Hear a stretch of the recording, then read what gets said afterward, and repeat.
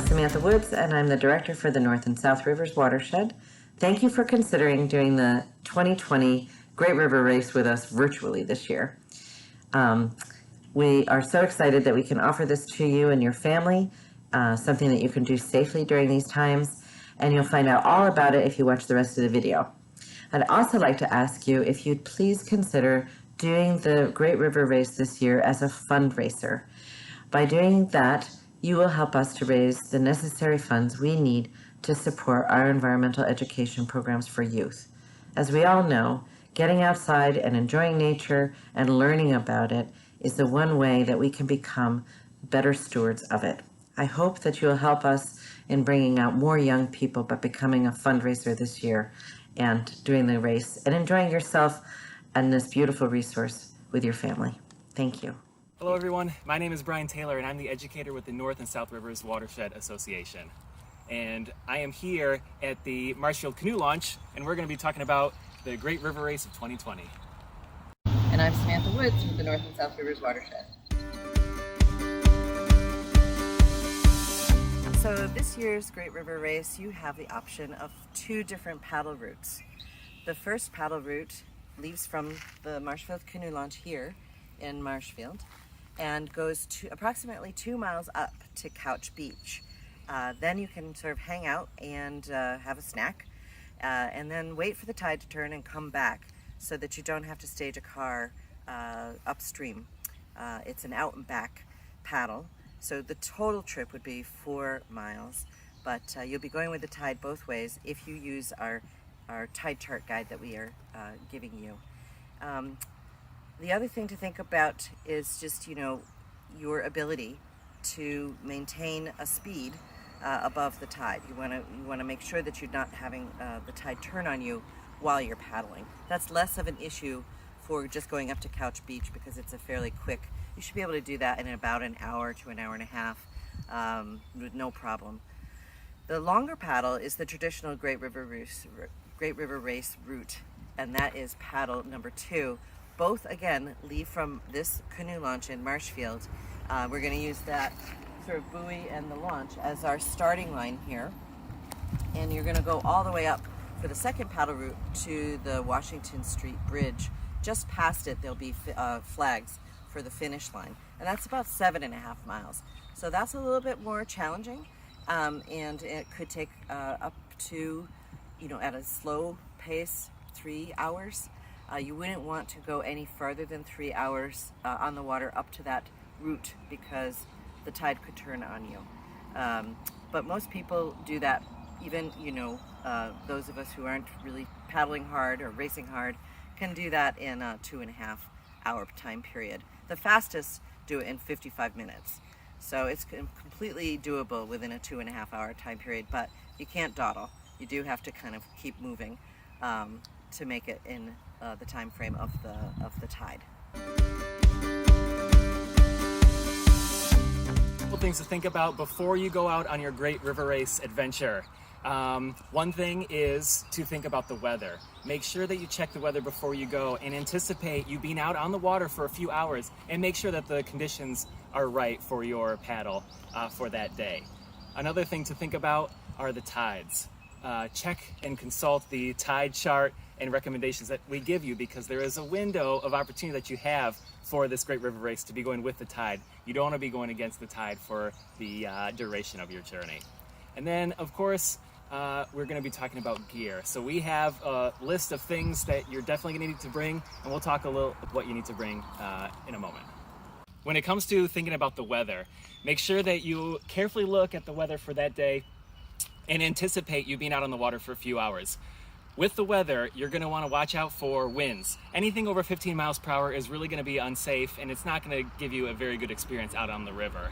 Another thing to watch out for is, of course, the chance of thunderstorms. Use your best judgment. If it is calling for a high % chance, definitely pick a different day. And that's the best part about this Great River Race being independent is that you can choose whichever day you want and make sure that you choose a safe day. It's very important that you pack the right gear for your trip. A few items that you're definitely going to want to bring include sunglasses, a hat, absolutely bring a whistle just in case of an emergency, a rain jacket in case of the weather, a pump or some way to bail out your boat in case it fills up with some water, some sunscreen, bug repellent if you'd prefer. Definitely bring some water, enough for the duration of your trip, and most importantly, wear your personal flotation device. Make sure that it says U.S. Coast Guard approved. It should say somewhere on the inside. Before you leave, it is very, very important that you tell someone who isn't going on the paddle with you, tell them where you're going to be going and when you'll be back. Okay, so in order for you to do the Great River Race virtually with us, you are going to need to bring your phone, right? And if you bring your phone, you want to bring something to protect it with so that it doesn't get wet.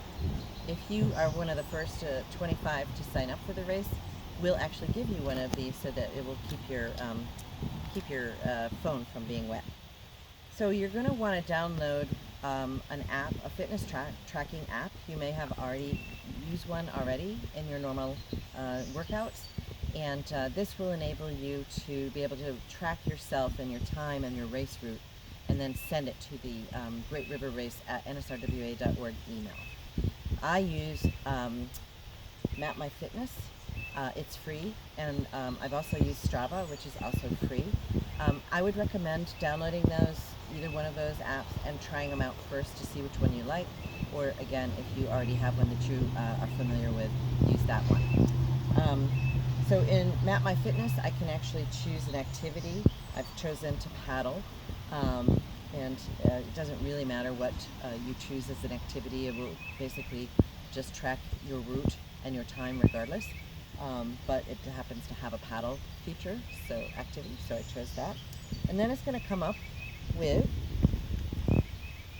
a GPS map location. You're going to have to enable the location within your phone so that your phone knows where you are, and it'll have a start workout. And when you get in to the canoe launch area here where you're going to start your race, you're going to have this readily handy, hopefully in your protective gear, and you're just going to start this as soon as you start paddling. And you're going to keep that handy until you get to the end, whether it be Couch Beach or the Washington Street Bridge flags, and then you're going to hit stop. And it'll ask you if you'd like to save the workout, and then later on when you get out, you can send that to us either by taking a screenshot with your phone. Again, different phones have different ways of taking screenshots. You might want to look that up. Or in these apps, they also have a share function that you can use to share to a friend, or to us in this case. And again, what you will need to do is to share the picture of your race route with your time to us at the email greatriverrace@nsrwa.org. And you can certainly contact us if you need any help.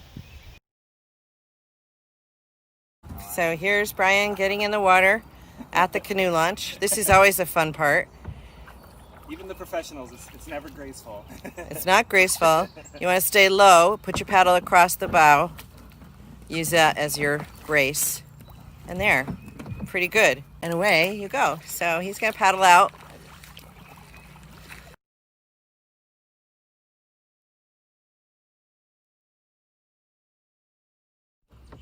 So here we are. We just started off, headed upstream towards the North Reservation. You can see behind us is the canoe launch and the Union Bridge Street Bridge.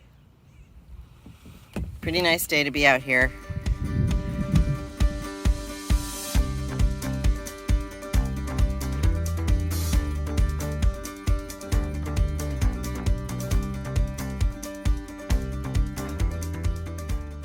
Okay, so we just finished the first paddle and we've arrived at Couch Beach, and we did it in just under 45 minutes, and we were, dawdling, right? Yeah. We stopped and looked at the birds and talked to some people. Yeah. So we certainly were not racing hard.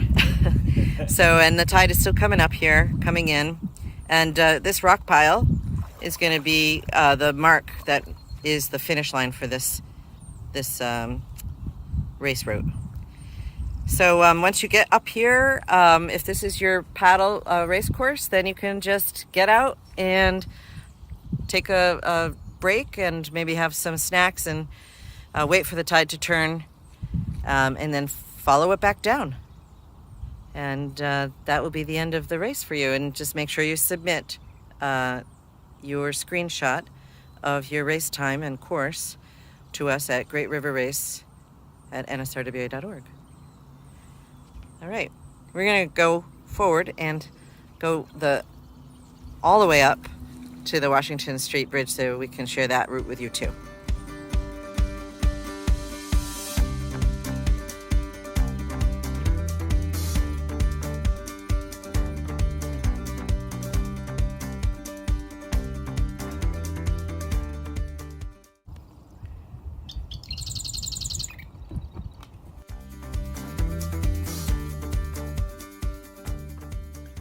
All right, so we're just approaching the finish line, which is just above the old Washington Street Bridge. We made it in pretty good time.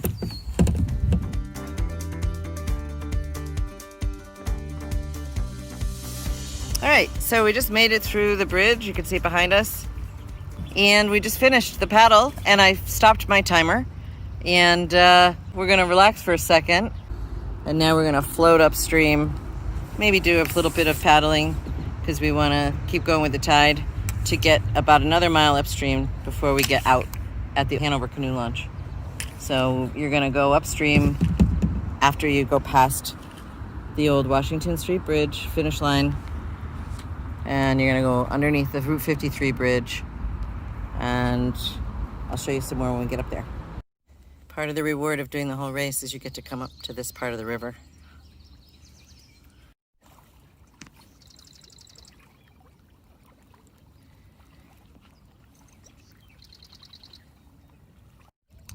Okay, so here we are just up around the bend from the last place we showed you, and this is the decision where you need to bear to the right. So we're going to go to the right. The left goes up to the Herring Brook in Pembroke, and the right goes over to the Indian Head, and that's where the canoe takeout launch, Hanover Canoe Launch is.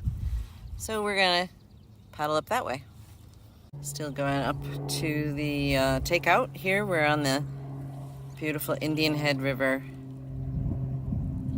just past the crotch.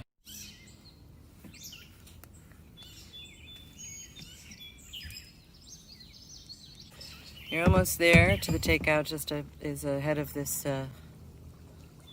sort of tree that hangs over the river. And here we are.